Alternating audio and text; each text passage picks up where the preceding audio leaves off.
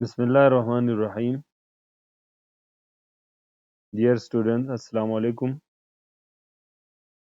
आज का हमारा जो लेक्चर है वो errors and uncertainty in measurement के बारे में है।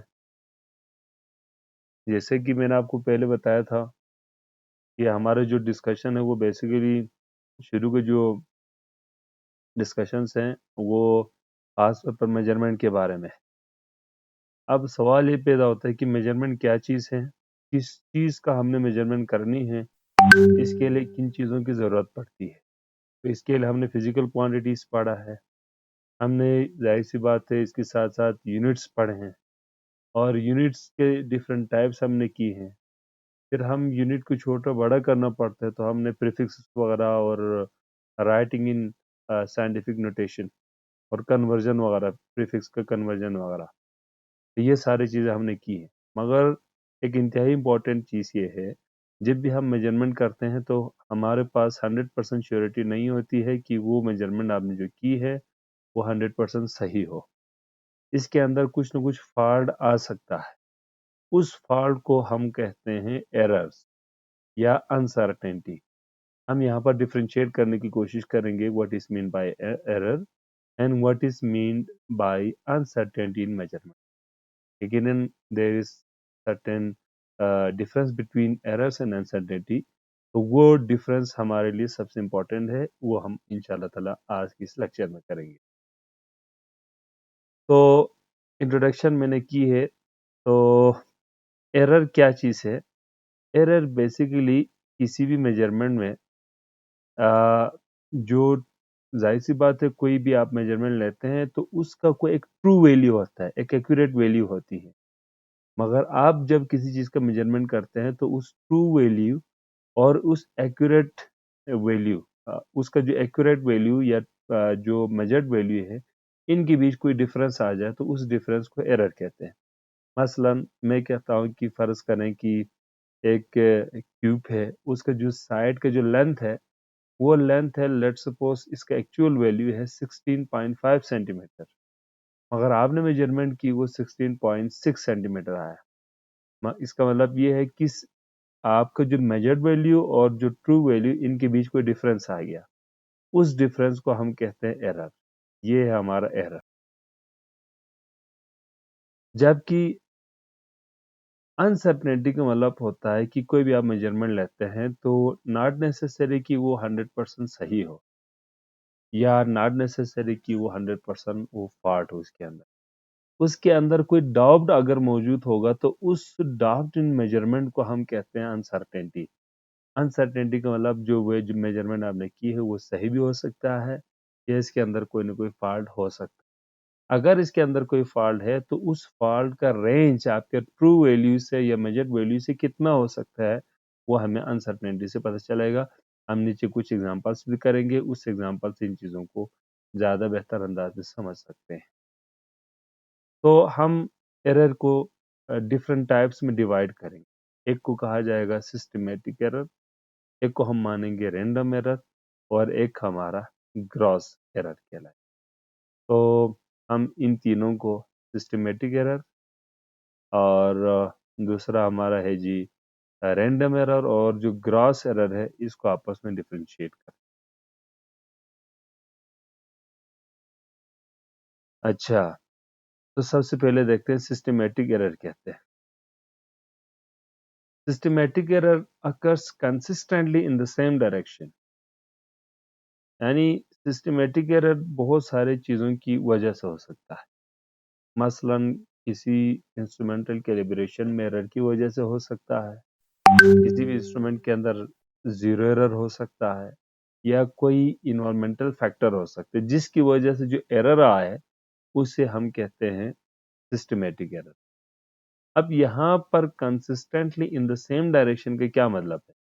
इसका मतलब ये है कि फर्ज करें कि मैं एग्जांपल दे रहा हूँ, यहाँ पर मेरे पास एक थर्मोमीटर है, मगर जो थर्मोमीटर है लेट्स सपोज उसको रीड करना चाहे कि room temperature let's suppose 27 degree centigrade, but it will read 29 degree, यानी कि उसने 2 डिग्री सेंटीग्रेड ज्यादा शो किया। इस तरह फर्ज करें वाटर का जो टेम्परेचर है लेट्स सपोज 50 डिग्री सेंटीग्रेड है, मगर एक्चुअल वैल्यू तो 50 डिग्री सेंटीग्रेड है, मगर इसने 52 डिग्री सेंटीग्रेड शो किया। इसका मतलब ये हुआ कि वो हमेशा 2 डिग्री सेंटीग्रेड हमें एक्स्ट्रा रिजल्ट दे रहा। इस तरह स्केल प्लस 0.5 kg एरर। मेरे पास एक मास बैलेंस है, मास मेजरिंग इंस्ट्रूमेंट है, वो हमेशा 0.5 kg एरर ज़्यादा शो करे। फर्ज करें एक्चुअल वैल्यू, फर्ज करें कि मैंने किसी चीज़ की मेजरमेंट की, वो 35 किलोग्राम था, मगर उसने 35.5 किलोग्राम। इस तरह मेरे पास कोई और मेजरमेंट में ले लूँ तो वो 60 kg का था, मगर उसने 60.5 kg, तो हमेशा एक ही डायरेक्शन में 0.5 kg उसने एक्स्ट्रा शो किया। इस तरह clock running slow by 5 second, मेरे एक क्लॉक हो वो हमेशा जो ना 5 सेकेंड स्लो होता है पर डे, 5-5 सेकेंड कम हो जाता है, तो वो इसके अंदर एक एरर होगा। तो ऐसे एरर को हम कहते हैं सिस्टमेटिक एरर। इसका कॉज जैसे मैंने आपको पहले बताया कि इंस्ट्रूमेंटल कैलिब्रेशन में एरर की वजह से हो सकता है। इसके अंदर जीरो एरर हो सकता है।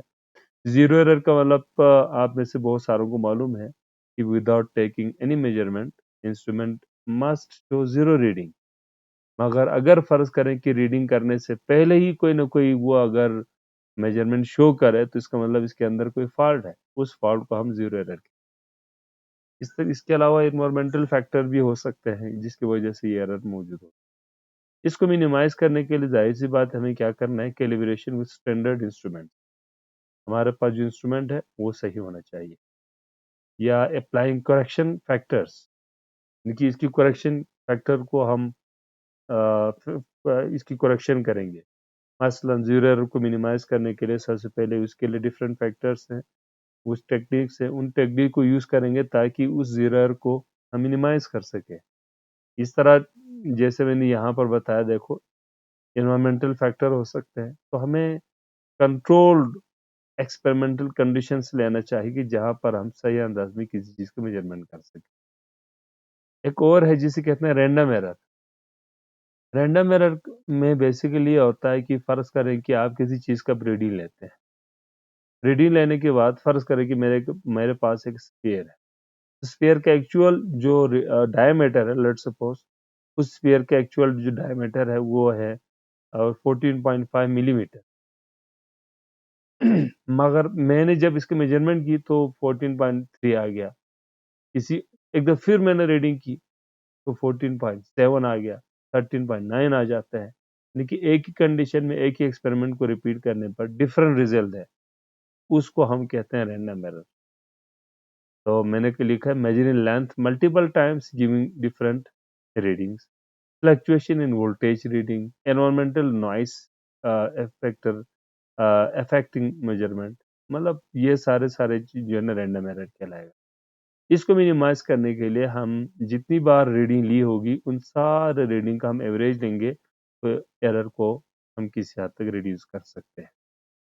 और जितनी बार ज्यादा आप यानी कि इंक्रीज नंबर ऑफ ऑब्जर्वेशन, जितनी आप नंबर ऑफ ऑब्जर्वेशन या नंबर ऑफ रीडिंग को आप ज्यादा लोगे, उतना ही एरर को आप मिनिमाइज कर सकते हैं। और इसका मिनिमाइज करने की एक और टेक्निक है कि हम सेंसिटिव इंस्ट्रूमेंट इस्तेमाल करेंगे तो ये एरर मजीद बेहतर हो सकता है। अच्छा, gross error basically human mistakes during measurement, यानी कि हम इंसानों की वजह से जो एरर आता है उसे हम ग्रॉस एरर कहते हैं। मसलन एक जो केयरलेस स्टूडेंट है वो 15 को जो है ना 51 लिख देते हैं, यूनिट वगैरह को गलत लिख देते हैं, कैलकुलेशन में गलती कर देते हैं, यानी कि वो केयरलेसनेस शो करता है, तो उसको हम ग्रॉस एरर कहते हैं। इसको मिनिमाइज करने के लिए केयरफुल ऑब्जर्वेशन, क्रॉस चेकिंग और प्रॉपर ट्रेनिंग की जरूरत पड़ती है।